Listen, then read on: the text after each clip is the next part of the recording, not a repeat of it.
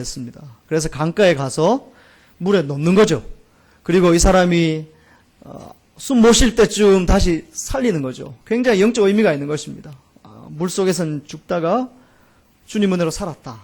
이것을 강가에 있는 사람들이 잠기다로 해석을 해서 이런 풍습이 생겼습니다. 반면 강가에 쉽게 갈 수 없는 사람들이 있죠.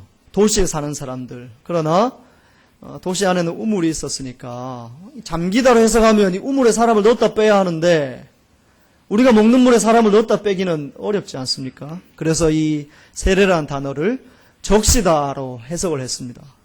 그러면서 물을 찍어서 사람에게 적시는 것으로 세례의 의미를 이렇게 표현하는 것이죠. 둘 중에 무엇이 더 성경적이다라고 얘기하기는 어렵습니다만 세례의 근본적인 의미, 이미 설명드린 대로 죽었다 살아난다는 의미적인 측면에 봤을 때는 침례가 더 감동적이지 않겠는가 생각을 해봅니다. 물론 침례 받은 분들은 뭐 죽을 뻔했다 그러고 뭐 코에 물 들어가서 너무 괴로웠다 그러고 하지만 영적인 의미에서는 그게 더 좋은 것 같기도 합니다. 그러나 우리는 배워왔던 신앙 전통상 세례를 하는 것이죠. 오늘 성경 본문에는 자세히 나타나 있지 않지만 이 현장에 사실 있었던 위대한 사건이 다른 복음서에는 잘 소개됩니다. 그 위대한 사건이란 예수님께서 세례 받으시는 장면입니다.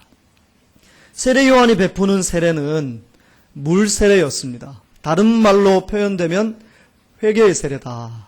내가 그동안 죄가 많습니다. 이 죄를 이제는 주님 앞에 고백합니다. 용서해 주시고 주님만 바라보며 살겠습니다. 고백하는 사람들에게만 물세례를 줬습니다. 그래서 이 물세례의 전제는 회개이기 때문에 요한의 세례는 회개의 세례다 이렇게 얘기를 하죠. 그런데 예수님께서 세례 요한에게 세례를 받으셨습니다. 여기에 고민이 생기는 거죠. 회개의 세례는 죄 있는 사람이 회개할 때 받는 것인데 예수님은 죄가 없으신데 이 세례를 왜 받으셨나 하는 것입니다. 아무런 죄가 없는 분이 왜 회개의 세례를 받으셨나 하는 문제입니다.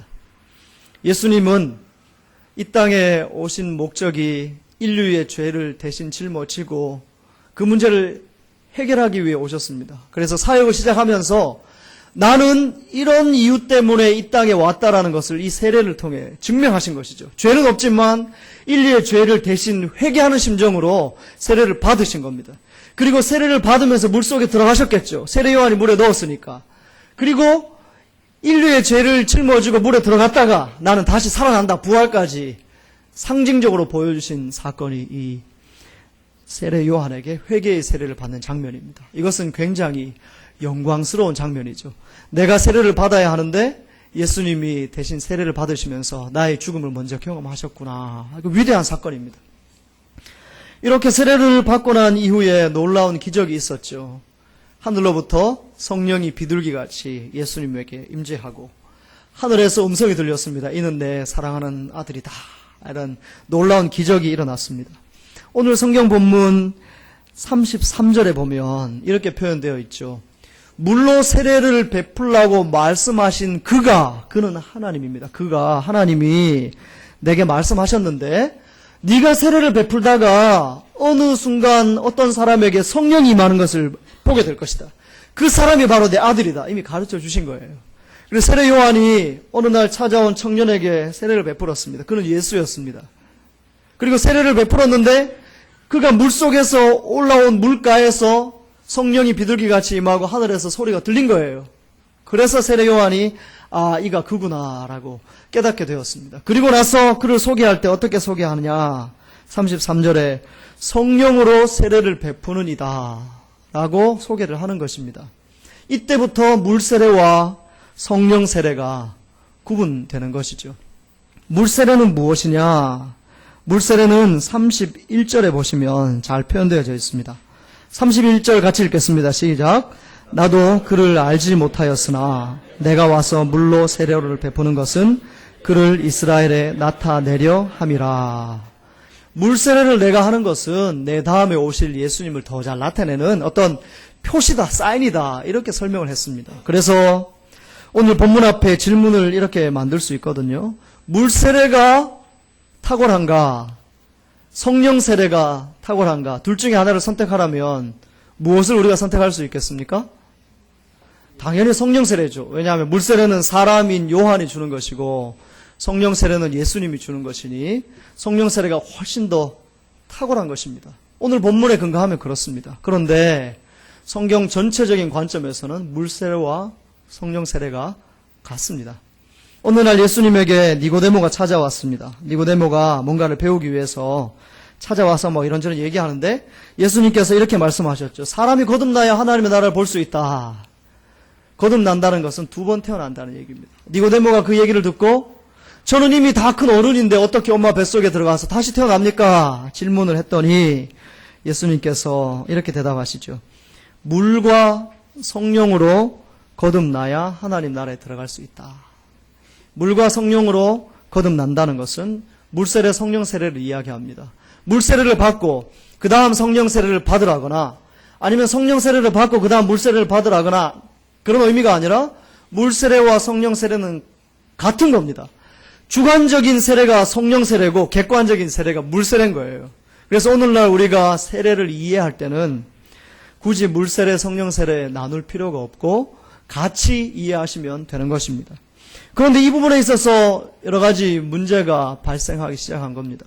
사람들이 물세례는 사람이 주는 세례, 그럼 받아도 좋고 안 받아도 좋고, 하지만 성령 세례는 꼭 받아야 되는 것, 이렇게 해석을 하기 시작했습니다.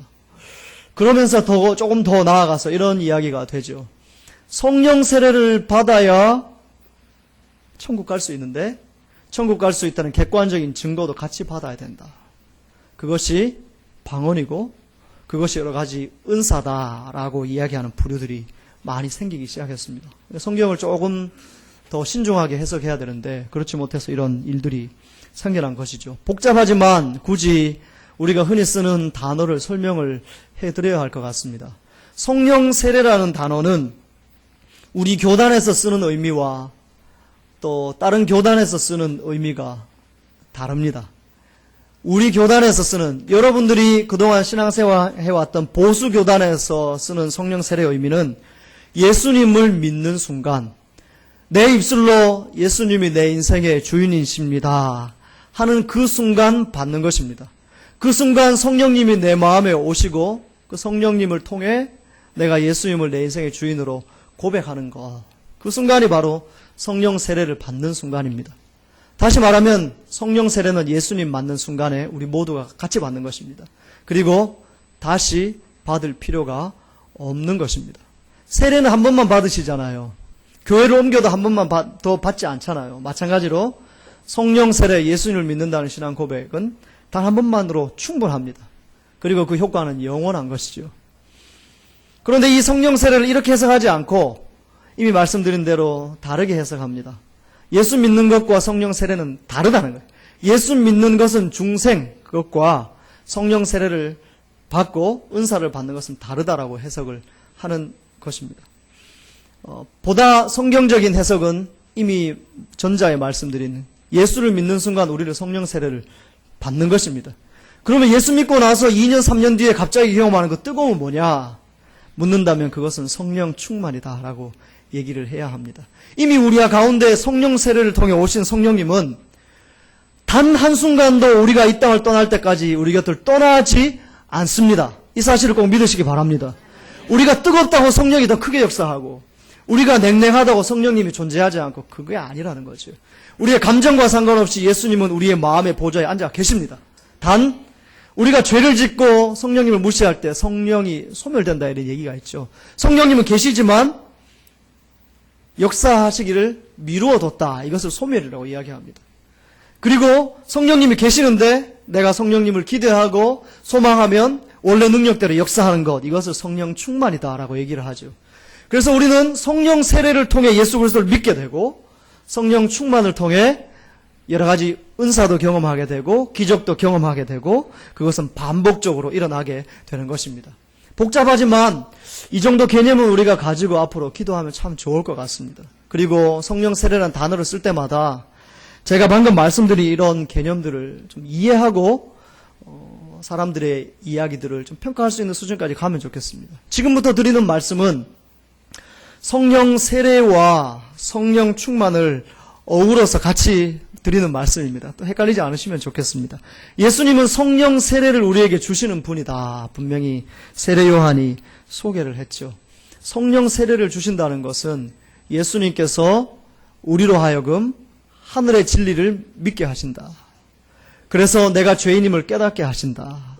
그래서 예수님을 인생의 주인으로 고백하고 천국 들어갈 수 있는 허락증을 받는다. 이런 뜻입니다. 그러니 예수님이 주시는 이 성령 세례는 사람이 주는 세례와는 개념이 다른 것이죠. 사람이 주는 세례는 당신이 성령 세례를 받았습니다. 라는 객관적인 지표입니다. 그리고 이 성령 세례를 받고 난 이후, 물세례를 받고 난 이후 우리가 끊임없이 받아야 하는 성령 충만, 이 성령 충만에 대한 개념을 우리가 또 정확하게 세워야 할 것 같습니다. 성령 세례 받은 사람은 성령 충만을 받을 수 있을까요? 받을 수 없을까요?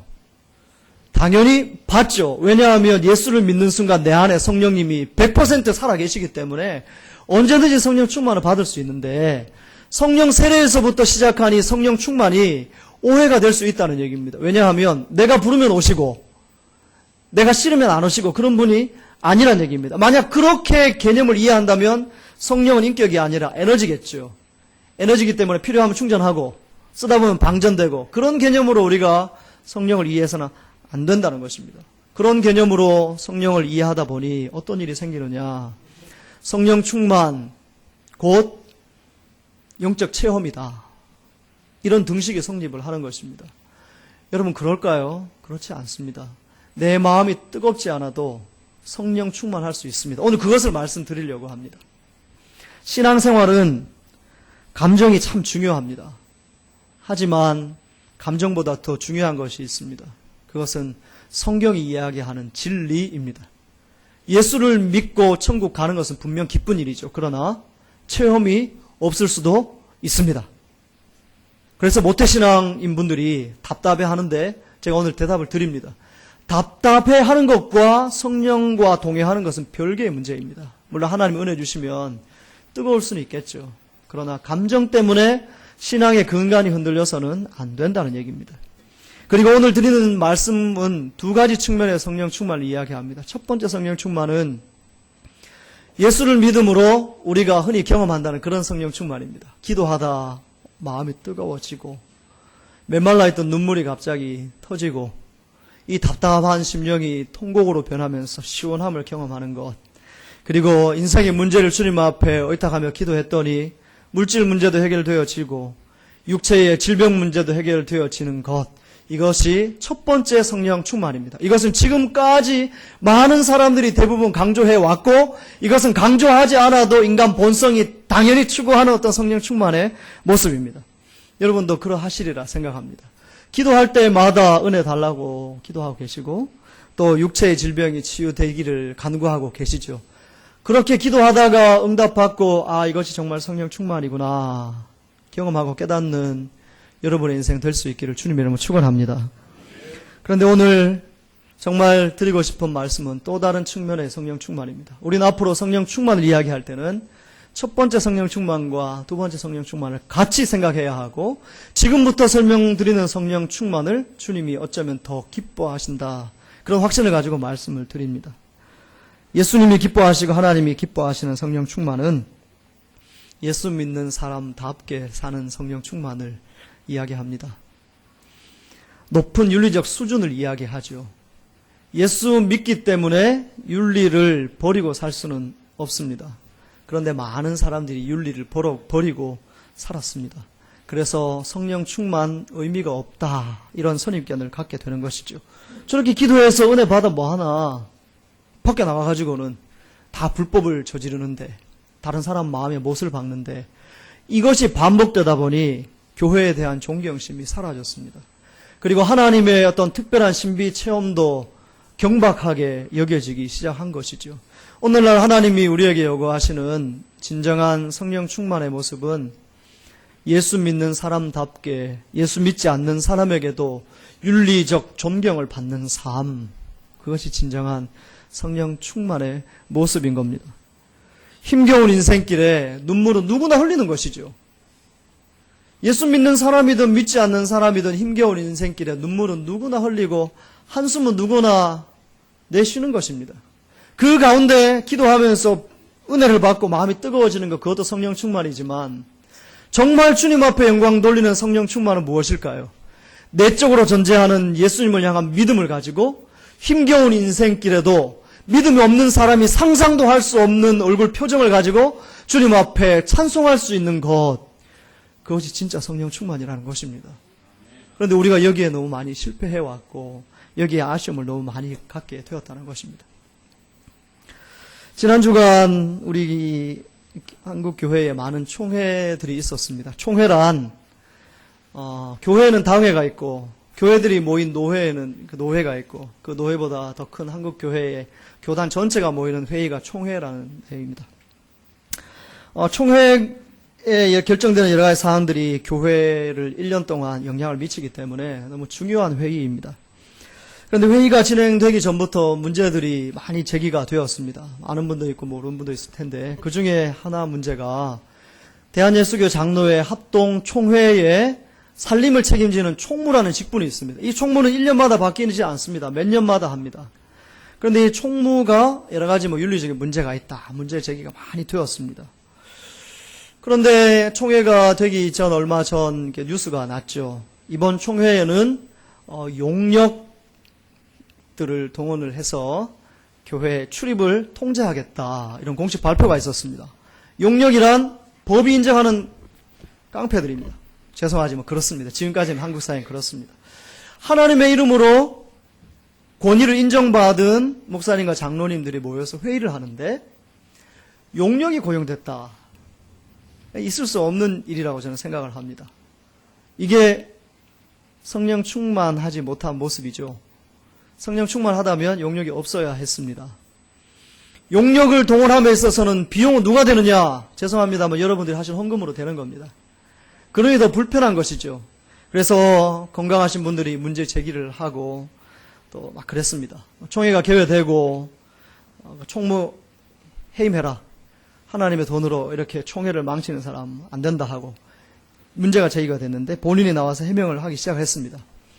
중국에서 온 살인 청부업자가 있다는 등 자기를 위협하는 사람이 있다는 등 하면서 글쎄요, 그럴 수는 있겠죠. 그러나 그가 했던 행동을 보면 믿을 만한 것들이 못 됩니다. 그러면서 신변의 위협을 느껴 용역을 동원했다라고 얘기합니다. 증언에 의하면 그분 주변에는 8명이 늘 따라다니는 거예요. 화장실 가도 따라다니고 막 그런 거예요. 그런데 이제 같이 참석한 사람들이 그걸 인정할 수가 없는 거예요. 그 사람의 인격을 인정할 수 없다 막 소리쳤더니 갑자기 뒤춤에서 총을 꺼냈습니다. 딱 이렇게 꺼내가지고, 물론 이 총은 가스총입니다. 총을 꺼내가지고 내가 신병을 위협을 받고 있기 때문에 총을 가지고 있다. 이렇게 얘기를 했습니다. 그랬더니 이제 회중에 있는 장로님, 목사님들이 또 화가 난 거예요. 막 해임하라 그러니까 본인도 당황했나 봅니다. 그래가지고 내가 총 들고 있으니까 조용히 막 이렇게 얘기한 거예요. 당연히 자격이 없는 사람이 그렇게 한 것이죠. 그분은 목사님이십니다. 한국 교회가 이야기하는 성령 충만, 불로는 받으셨는지 잘 모르겠습니다. 그러나 정말 이 시대가 필요로 하는 성령 충만은 그에게는 부재한 것이죠. 윤리적 수준의 성령 충만, 모든 사람들이 인정하고 박수 보낼 만한 그런 성령 충만을 상실한 것이죠. 그런데 그런 사람을 해임시키지 못한 총회도 뭔가 문제가 있는 것이죠. 그래서 지금 복잡한 것입니다. 우리 한국 교회가 그동안 강조했던 것은 기도해서 은혜 받고, 기도해서 뜨거워지고, 기도해서 안 믿는 사람보다 더 잘 살고, 기도해서 자녀가 잘 되고 그거였습니다. 그게 틀렸다는 얘기가 아닙니다. 그 일면도 우리가 받아 누려야 합니다. 그러나 이제부터 더 강조되어야 하는 것은 어찌 보면 성령 충만하기 때문에 좁은 길을 선택하고, 성령 충만하기 때문에 손해보는 것을 기뻐하고, 성령 충만하기 때문에 눈물 흘리면서도 오히려 주님 앞에 찬송할 수 있는 이런 성령 충만을 주님이 우리에게 요구하고 계신 거거든요. 주님이 이것 때문에 우리에게 은혜를 주시고 이러한 삶을 살라고 주님이 십자가의 길을 걸어가셨는데 우리는 성령 충만을 이야기하면서 십자가는 외면하고 있지 않는가. 성공지향주의가 바로 그런 것입니다. 다음 주일은 추석입니다. 교회에 와서 우리가 뜨겁게 기도하죠.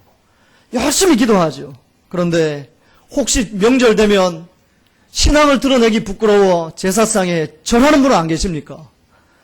교회에서는 성령 충만한데 엉뚱한 곳에 절하고 있다면 죄송합니다만 성령 충만을 상실한 것이죠.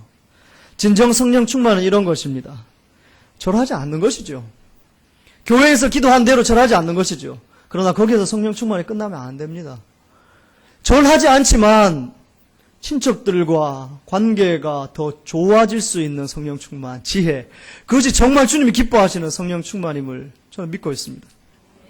여러분 꼭 이런 일들이 여러분 가정에 있으면 좋겠습니다.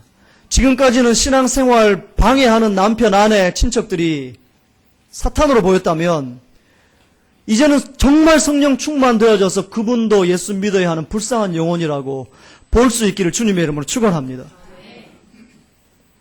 힘겨운 인생길에 눈물을 흘리면서도 감사할 수 있고 인생의 난제 앞에서도 오히려 좁은 길을 선택하며 고민하며 살아가는 인생, 그것이 진짜 성령 충만한 인생인 것입니다. 지난 주간 제자라면 제자고 모교의 후배라면 후배일 수 있는 한 지체와 통화를 했습니다. 좀 전에 말씀드린 총회가 제 모교에서 있었기 때문에 아마 그 현장에서 일어나는 기가 막힌 일들을 봤겠죠. 그러면서 상처를 받아서 어떻게 해야 될지 잘 모르겠다고 전화가 왔습니다. 통화하면서 많이 답답했습니다. 그가 생각하는 하나님께서 기뻐하시는 삶과 제가 생각하는 하나님께서 기뻐하시는 삶이 너무 달라서 조금 답답했습니다. 그가 이야기하는 고민은 단 한 가지입니다. 하나님의 뜻이 어디에 있는지 모르겠다. 제가 막 설명을 했어요. 그랬더니 알겠습니다. 그렇게 해볼게요가 아니라 하나님의 뜻이 어디 있는지 모르겠다. 한 40분 통화했는데 계속 그 얘기만 반복을 하는 겁니다. 그래서 제가 물었습니다. 하나님의 뜻이 도대체 어디 있냐? 어떻게 할 수 있냐? 물었더니 말씀과 기도를 통해 하나님의 뜻을 안다고 이야기를 했습니다. 거기에 제 답답함이 생긴 겁니다. 말씀과 기도를 통해 하나님의 뜻을 알 수 있습니다. 분명합니다. 그러나 말씀과 기도를 통해 당장 눈에 보이는 그 문제가 해결이 안 되잖아요, 지금. 그러면 성령 충만한 사람은 이렇게 해야 합니다. 이 일이 왜 생겼는가? 저분들이 저렇게 큰 소리 칠 수밖에 없는 이유는 무엇인가? 거룩한 자리에서 총을 빼든 저 사람은 무엇을 잘못했는가? 파악을 하고 객관적인 자료를 가지고 주님 앞에 기도해야죠. 하나님 도대체 이게 뭡니까? 도대체 누가 지금 바른 소리를 내고 있는 것입니까? 그때 하나님께서 지혜를 주셔서 결정하는 것이지 도대체 알아볼 생각하지 않는 거예요. 그리고 이 기사는 보니 이게 잘못됐고 버리고 이 기사는 보니 이게 잘못됐고 버리고 그러니까 세상을 바라보는 관점도 없는 채 하나님의 뜻을 달라고 얘기하니 하나님께서 무조건 직접적으로 말씀하시는 것만 기대하는 그런 성령 충만에 매여 있다. 이 생각이 너무 답답한 거예요. 성령 충만한 인생은 고민하는 인생이라는 사실 믿으시기 바랍니다. 눈에 보이는 사실이 왜 이런가 전후 사정을 살피고 이것을 가지고 주님 앞에 나가는 거죠. 주님 이런 일이 생겼는데 나는 어떻게 해야 될까요? 그때 비로소 하나님이 구체적으로 가르쳐 주시는데 참 너무 답답함을 제가 지난 한 주간 느꼈습니다. 사랑하는 성도 여러분, 성령 충만한 삶은 맹목적인 아멘이 아니라는 사실을 믿으시기 바랍니다. 전후 사정을 살피고 기도하면서 하나님의 뜻을 순종하는 삶입니다. 그리고 이미 말씀드린 대로 하나님께서 기뻐하시고 믿지 않는 사람들조차 존경할 수 있는 좁은 길을 선택해서 걸어가는 것, 그것이 성령 충만의 두 번째 개념입니다. 말씀을 정리하겠습니다. 성령 충만은 기도하면서 마음이 뜨거워지고 인생의 문제가 해결되어지고 그래서 내가 이렇게 복받았습니다 간증하는 것, 그것과 또 하나 힘들지만 웃으면서 주님 주시는 은혜 가운데 살아갈 수 있는 것, 이 두 가지가 다 성령 충만입니다. 앞으로 성령 충만할 때는 불러가 아니라 이 두 가지 지평을 다 소유하시면서 그렇게 기도하시고 두 가지 개념의 성령 충만을 다 받아 누리는 저와 여러분 될 수 있기를 주님의 이름으로 축원합니다.